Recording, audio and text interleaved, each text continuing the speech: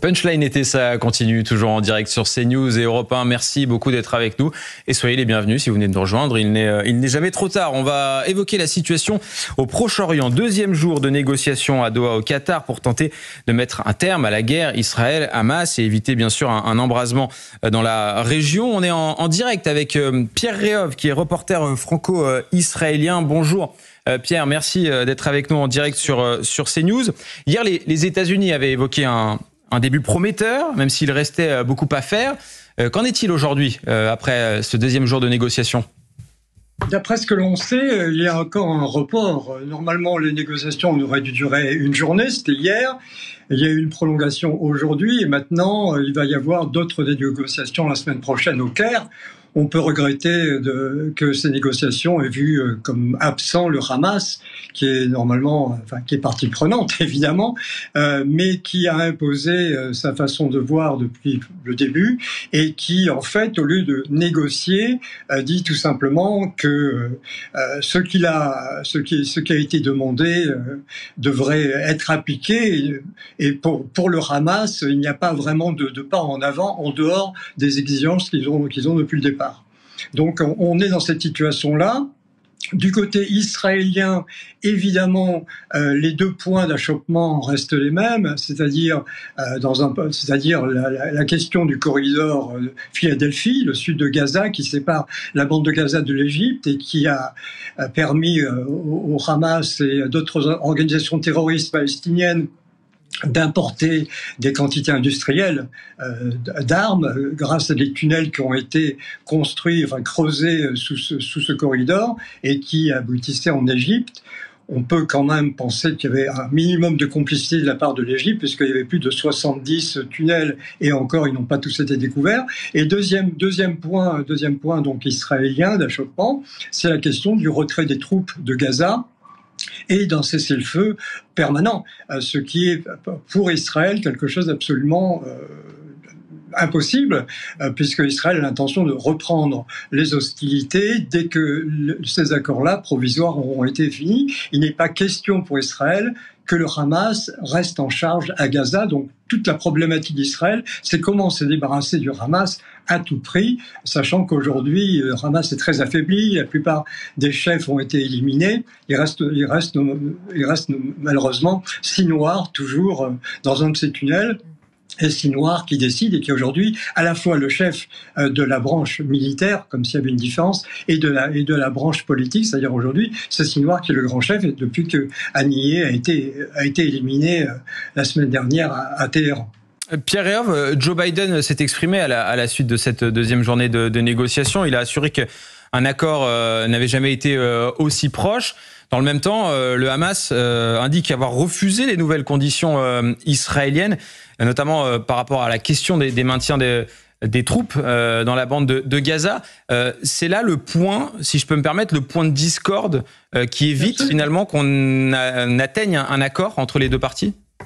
Mais absolument, parce que le Hamas a déclenché cette guerre le 7 octobre, comme vous le savez, continué à arroser Israël de roquettes visant la population civile pendant des mois tant qu'ils en avaient la capacité. Au nord, Israël est attaqué par le Hezbollah et maintenant, en plus, vous avez l'Iran qui a menacé des représailles suite à l'élimination de Haniyeh. Donc le Hamas veut rester en place, veut rester au pouvoir, et sa seule façon de le faire, c'est de continuer à faire traîner ces négociations, puisque un cessez-le-feu permanent avec la possibilité pour ce qui reste du Hamas, c'est-à-dire à peu près 1500 hommes en armes qui sont encore dans les tunnels sous Gaza, pour le Hamas, c'est cette possibilité-là de rester au pouvoir à partir du moment où les troupes israéliennes se retireront. Le Hamas peut se reconstituer très très rapidement, avec peut-être moins d'armement qu'avant, mais avec toujours autant d'argent qui arrive par tous les biais, que ce soit par le Qatar, que ce soit par le trafic de drogue, enfin tout ce que le Hamas a toujours fait pour s'enrichir, et aussi le racket sur la population locale,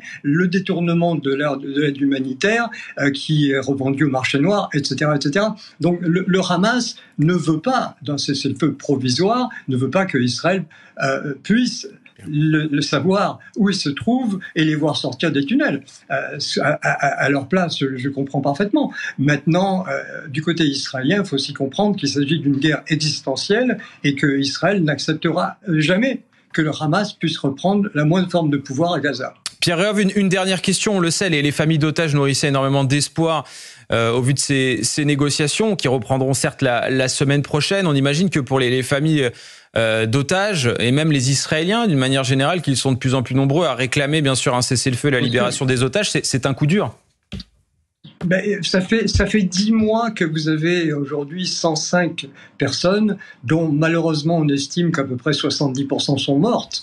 Donc il vous reste une trentaine de personnes, lesquelles on ne sait pas. Certainement les vieilles personnes n'ont pas pu résister, les gens qui étaient un peu malades, diabétiques, n'ont pas pu résister, sans compter les assassinats locaux. Le Hamas s'est quand même bien amusé à tuer, ne serait-ce que pour le plaisir. Vous avez la population civile qui a aussi des otages parmi elles. Et qui ne les traitent certainement pas d'après ce qu'on sait, des premiers otages qui ont été libérés, ils sont traités de façon abominable. Donc, effectivement, c'est un crève-cœur pour l'ensemble de la population israélienne et ça devrait l'être pour le monde entier. Vous n'oubliez pas que vous avez 2 otages enfants, dont un à 1 an, enfin, il y en a plus, mais les 2 principaux, un enfant à 1 an et l'autre à 5 ans, qui sont dans des tunnels du Hamas depuis 10 mois. On ne sait même pas s'ils sont vivants. Donc, la priorité pour Israël et pour tout être humain, normalement constitué, c'est de voir ces malheureux otages innocents qui ont été arrachés à leur lit à 6h30 du matin ou qui ont été arrachés en train de faire la fête pendant le festival Nova, sont des innocents qu'on va échanger contre des milliers de terroristes et on parle d'un échange de prisonniers. Non, il s'agit de libérer des terroristes qui ont du sang sur les mains, qui sont des criminels, avec des innocents, avec des enfants. Et bon, Israël est prêt à le faire, mais pas à se retirer de Gaza. Merci beaucoup Pierre Réauve d'avoir été en direct avec nous dans Punchline été sur CNews et Europe 1. Un mot là-dessus, Arnaud Klarsfeld. On évoquait effectivement les espoirs qu'avaient les familles d'otages. On le voit, ces négociations vont encore un peu traîner. Il n'y a toujours pas d'accord à l'heure actuelle. Non, monsieur, je n'ai pas grand-chose à rajouter à ce que monsieur Réauve a dit. Israël ne veut pas accepter un cessez-le-feu permanent qui laisserait le Hamas au pouvoir et qui laisserait le Hamas se remplumer une fois que les Israéliens sont partis. Donc il peut y avoir un cessez-le-feu, mais un cessez-le-feu provisoire. Il peut y avoir un échange de prisonniers, comme a dit M. Réauve, des centaines de terroristes pour un bébé de 1 mois et un autre de 5 ans. Donc c'était un échange inéquitable, mais Israël est habitué, parce que la dernière fois, le soldat Gilad Shalit, qui avait une double nationalité, a été échangé pour plus de 1000 terroristes palestiniens, dont M. Sinwar, qui a été soigné par les Israéliens d'une tumeur au cerveau. Et le corridor de Philadelphie, c'est-à-dire c'est la zone Rafia, on a souvent parlé de Rafah, c'est la ville au sud qui est à la fois à Gaza et à la fois en Égypte. Il y a c'est pas un corridor, c'est juste une ligne, quoi. Et il faut savoir qui va contrôler ce corridor, parce que si les Israéliens ne sont pas là, ou si une autre organisation internationale n'est pas là pour contrôler, eh bien les armes continueront à rentrer. Israël veut sensiblement contrôler cette zone, visiblement, au vu des négociations. C'est en tout cas une des conditions qui a été posée. Mais Israël est quand même dans une situation délicate. Des dizaines de milliers de Juifs ou d'Israéliens ont été évacués du Sud, des dizaines de milliers d'Israéliens ont été évacués du Nord. Il y a la menace iranienne, et encore cette menace est relativement faible aujourd'hui. Elle sera bien pire quand l'Iran aura la bombe atomique. Si l'Iran a la bombe atomique, donc il faut tout faire pour empêcher cela, non seulement pour Israël, mais pour le monde occidental. Donc c'est une période extrêmement difficile pour Israël, sans compter les centaines de milliers de soldats qui sont mobilisés et l'économie qui tourne au ralenti.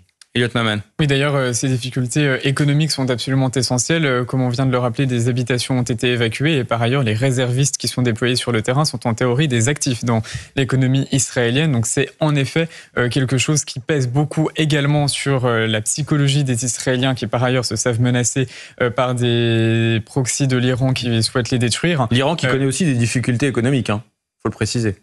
Oui, puisqu'ils alimentent et politique des volontés meurtrières à l'égard d'un pays qui a suscité des sanctions économiques massives décidées par le monde occidental. Oui. Parce que derrière le discours des dirigeants iraniens, on est loin de la réalité. Et on a pu échanger souvent avec un journaliste franco-iranien qui nous disait effectivement il y a discours de façade et puis il y a ce qu'il se passe derrière, et aussi sont très inquiets et ne souhaitent absolument pas un conflit avec Israël. Et d'ailleurs, en Iran comme à Gaza, il y a un déséquilibre total entre le train de vie et les opinions de l'élite politique et ce qu'il se passe pour la population générale.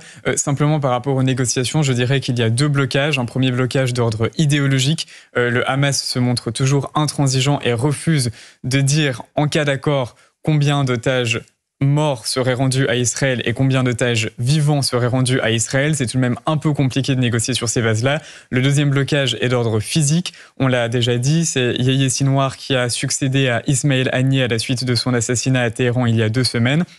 Or, Sinwar est toujours dans les tunnels de Gaza. Et donc, ça veut dire qu'avant de conclure le moindre accord, l'intégralité de l'état des négociations doit lui parvenir, ce qui est extrêmement compliqué puisque, naturellement, il se cache de l'armée israélienne et fait tout pour que ces communications ne soient pas repérées. Donc, il doit lire ces accords, donner son avis, trouver un moyen de renvoyer sa conclusion aux personnes qui sont en train de négocier à l'étranger. Et donc, c'est aussi quelque chose qui va naturellement ralentir les négociations. L'éventuelle trêve, étant entendu qu'au vu de l'état de la confiance entre les différents acteurs en question, une trêve, combien même serait-elle présentée comme étant définitive, à une durée d'expiration d'environ 1 an. Même si Joe Biden, on le rappelle, encore une fois, à l'issue de ces négociations, assure qu'un accord est proche, même s'il y a, il le précise, le président américain, encore énormément de travail, des négociations qui vont se poursuivre au Caire la semaine prochaine.